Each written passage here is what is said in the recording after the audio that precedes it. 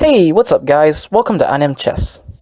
Today we're going to be talking about one of the most important principles about playing a chess game, control of the center.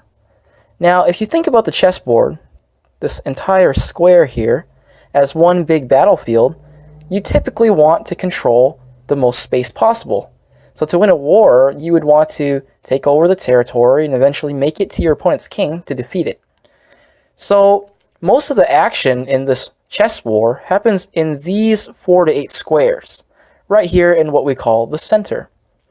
Now, this center obviously will have to be a very important part of the game, but when you really think about it, what makes it so important? Well, let's see. What happens if I develop my pieces to the center and you develop yours on the edge or the rim? So I played e4 with my white pawn and you play h5 with your black pawn. How many squares does my pawn control? Well, mine has 2 squares in the center, and your pawn has 1 square on the rim. If you think about this literally, my pawn is controlling twice as much as your pawn is controlling. It is double as effective. So since my pieces are doing so much more than yours, I'm probably going to have a much higher advantage in this game and probably going to win. This advantage is seen even greater when you use pieces instead of pawns. So let's develop our knights. Let's say I bring my knight to the center here on d4, and you bring your knight to the rim here on h5.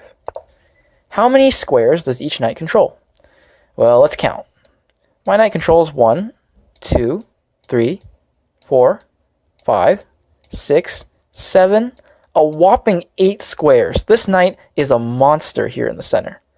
Look at how much. It's a giant circle diamond shape that it has to jump anywhere on. I can deploy my knight to any one of these spaces. It's very powerful. Now let's see how many squares your knight controls. We have 1, 2, 3, and 4. Your knight does control 4 squares, which is half of my knight, but if you look at the space, it's nowhere near as much as my knight has. Your knight is severely weakened in potential being on the rim here. Therefore, it's a lot better to place your pieces in the center, and you can see how much better they are when you put them in the right spots. If we use all of our pieces combined, we can see that over time, people who have advantages in the center tend to have a very, very nice chance of winning the game. So let's just play 3 moves. I'll play 2 pawns in the center, and you can have 2 pawns on the edge or the rim. And I'll have 1 knight controlling the center, and your knight will control the rim as well. How many squares do we control now? My pawns control 4 squares, and my knight controls 2 of these squares in the center.